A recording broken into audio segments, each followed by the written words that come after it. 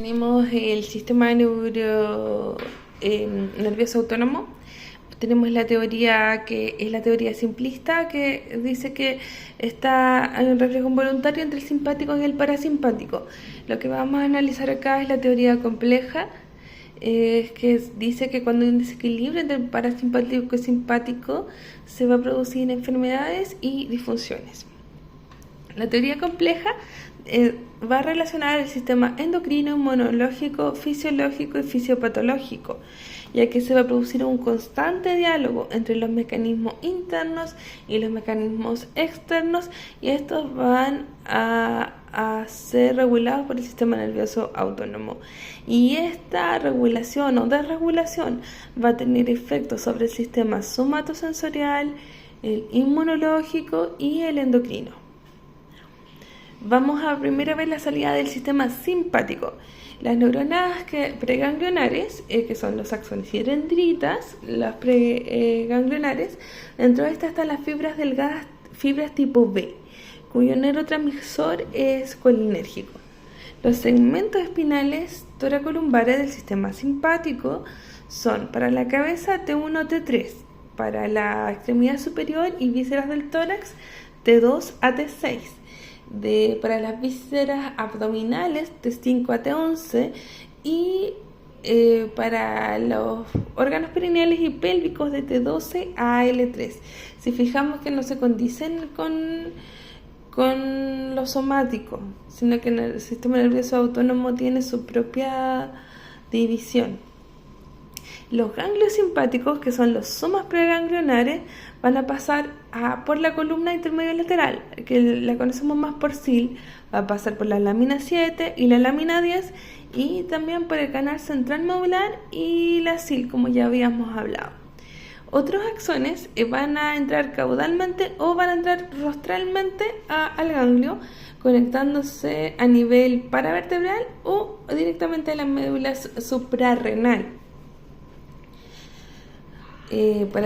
Ahí vamos viendo que sí tiene relación con lo endocrino, ¿no? El componente periférico del sistema simpático son neuronas preganglionares de somas del sistema simpático paravertebrales. Ahí tenemos la fibra C, que tienen dos neurotransmisores, tiene la adrenérgica, que es principal, y también la colinérgica, o la subomotora, que es en los receptores M3. La adrenalina tiene una cotransmisión, va a necesitar del ATP o del neuropéptido I. Y la acción va a depender del receptor que lo tenga, pero el ATP es para la acción rápida y el neuropéptido I es para la acción lenta. Tenemos el flujo de salida simpático. El flujo de salida simpático es de especial importancia el tono vagal.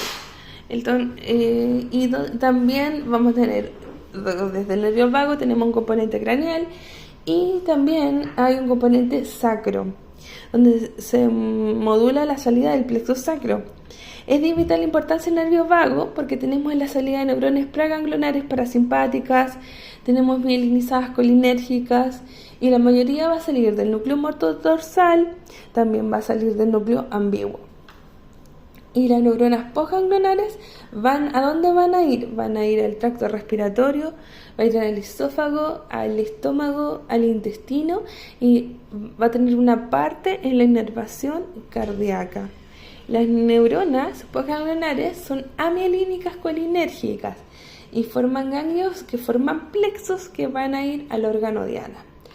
Hay neurotransmisor de acetilcolina, hay ATP y hay neuropéptido I. Dijimos que también están las neuronas sacras, están en la sustancia gris lateral a nivel de S2 a S4. Estas van a formar parte súper importante de la micción, de la defecación y de las funciones sexuales. Se van a coordinar el nervio simpático, que está de T2 a L2, que era del simpático, y como fibras somatomotoras y con las fibras somatomotoras del núcleo de Onuf. Tenemos el componente autonómico del nervio periférico, son neuronas somatosensoriales y amielínicas C, que se encuentran en los axones postganglionares sinápticos. las fibras adrenérgicas, que son adrenérgicas vasomotoras, y las fibras que son subomotoras, teniendo otra parte somatosensorial. Entonces tenemos el componente periférico, tenemos las amilénicas C, las somatomotoras y neuronas somatosensoriales. Entonces estas somatomotoras van a ser adrenérgicas vasomotoras o colinérgicas subomotoras, y eso es para las mielínicas y las somatomotoras. Y las somatosensoriales son solo somatosensoriales.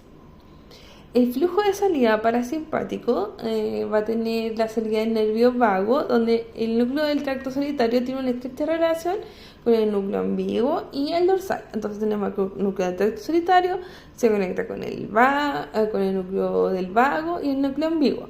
Y esto de aquí sale el nervio, y de aquí se conecta por el nervio vago. Va a tener acción en el sistema parasimpático, en el somatosensorial y en el somatomotor, como lo habíamos visto antes. Hay una red central, no tan solo periférica. En la red central, esto va a nivel de la médula, va a crear los reflejos, ya sea el reflejo simpático o el reflejo parasimpático, ante un estímulo preciso. Tenemos al bulbo pontino. El bulbo pontino va a relacionar esto con la respiración, la micción, lo gastrointestinal y la circulación sanguínea. El componente pontomesencefálico va a dar relación a la sensación del dolor y al comportamiento que tengamos frente al estrés. En el cerebro anterior, que va incluido el hipotálamo, vamos a tener una red autonómica con la endocrina. Además tenemos la corteza insular, la singular anterior y la amígdala. Recordemos que la amígdala son las emociones. Entonces, si la desglosamos en nuestro cerebro anterior, quedaría algo así: la corteza insular, la corteza singular anterior, la amígdala y el hipotálamo. La corteza insular, partamos por acá, va a dar aferencias viscerales, aferencias nociceptivas, aferencias térmicas. En su parte dorsal va a recibir los receptores musculares, los receptores cutáneos. Y tenemos la singular anterior, tiene un componente afectivo, otro cognitivo. Ambas van a estar implicadas en la motivación y en el comportamiento. Y estas ramas, y van a dar ramas a la amígdala, al hipotálamo, a la corteza prefrontal y al tronco encefálico. Ya viendo la amígdala, es la que le da el valor afectivo y emocional a la información que recibimos, y se activa por estrés tanto neurológico como endocrino, y da ramas hacia la sustancia gris periconductual, a la formación reticular vulvar y al hipotálamo. El hipotálamo es el que conecta lo autonómico con lo endocrino. Tenemos el desglose del sistema nervioso central, donde tenemos la sustancia gris periconductual, que va a estar implicada en la respuesta al estrés y en la modulación del dolor. Y también va a estar asociada a una respuesta cardiovascular.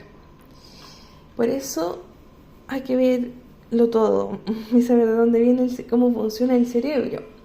Tenemos acá el complejo parabraquial, tenemos el estímulos viscerales, nociceptivos, termoceptivos, que se conectan al tálamo, a la amígdala y al hipotálamo. Y tenemos al bulbo raquídeo, que se va a dividir en tres partes, y esta va a recibir las aferencias del núcleo del tracto solitario, que viene por el nervio vago. Ahora, el bulbo está la parte rostral ventrolateral, que son las aferencias de modulación periférica vascular, y nos va a dar un tono simpático cardíaco. Tenemos la parte del bulbo caudal ventrolateral, que da el tono GABAérgico e inhibitorio de todo el bulbo. Tenemos la ventromedial, que va a incluir los núcleos del Raffer, va a proyectar a la médula la información de los nociceptores y la respiración autonómica. Tenemos una interacción autonómica y del dolor, que son de las fibras A delta y las fibras C. Las aferencias pueden ser mecánicas, metabólicas, térmicas, químicas, hormonales e inmunológicas. Estas van a llegar al asta posterior del núcleo del tracto superior. Recordamos que la lámina 5 es la que recibe estos estímulos nociceptivos y va a dar respuesta tónica posteriores a la extremidad, de las extremidades en el asta anterior. También va a participar no tan solo la 5, sino la lámina 1, la lámina 7 y la lámina 10. Esto es lo que conocemos como reflejos medulares y van a dar conexión eferente a la columna intermedial ocil, formando los reflejos medulares simpáticos, y hacemos la diferencia con las fibras gruesas, con los receptores de las articulaciones y mecanorreceptores que van a ir a la lámina 3 y 5, pero esto no es del autonómico, sino que son reflejos del sistema motor voluntario. Esa es la diferencia. Ahora, el dolor tanto en el tronco encefálico y en el cerebro anterior. En el tronco encefálico, las neuronas proautonómicas van a formar circuitos reflejos espinovestibulares. Hay zonas específicas en el tronco en el cerebro que va a ir hacia la zona A1 y A2 para liberar catecolaminas, y hay conexiones a la sustancia gris periférica, al tálamo, a la amígdala, al bulbo ventrolateral. Y en el cerebro anterior está la lámina 1, va a ir hacia el núcleo central del tálamo, se va a relacionar con la ínsula posterior, anterior y posterior, y eso va a tener uniendo el dolor un componente afectivo y otro cognitivo. Las consecuencias funcionales es que en el asta posterior van a dar conexión a la sustancia gris periférica, y esta también va a activar el tracto solitario, lo que va a generar una respuesta simpática. La respuesta simpática va a despertar una respuesta opioide dependiente, lo que hace bajar el tono vagal, subiendo la inhibición del área ventral del bulbo. ¿Se acuerdan del GABA? Las neuronas serotoninérgicas del RAFE van a influir en las ferencias nociceptivas del asta posterior y la parte del trigémino. Por eso es importante los niveles de serotonina del paciente, y por eso hay antidepresivos que sí le bajan la percepción de dolor y la inflamación al paciente. Vamos a dar una pausa.